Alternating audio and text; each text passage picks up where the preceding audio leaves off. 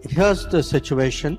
You had ঘটনাটা ছিল অনেকটা এরকম। ইরানের পক্ষ থেকে আমাদের কাছে একটি খবর আসে যে তাদের একটি জাহাজ আমাদের বন্দরে ফিরতে চায়। জাহাজটি তখন আমাদের জলসীমার একদম কাছাকাছি ছিল।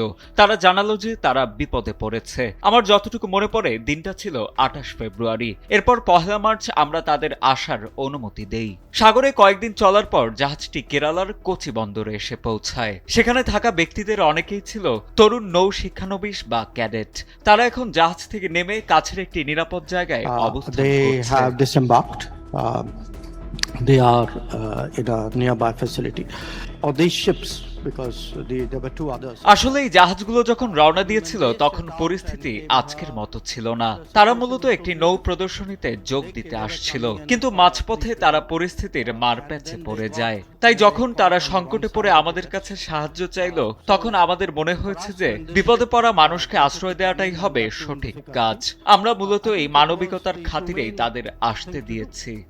And I think we were guided by that principle.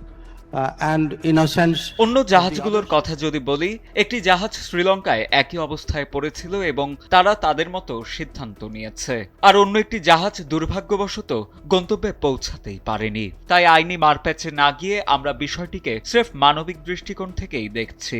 আমার বিশ্বাস আমরা সঠিক other than, সিদ্ধান্তই নিয়েছি। whatever the legal issues were, and I think we did the right thing.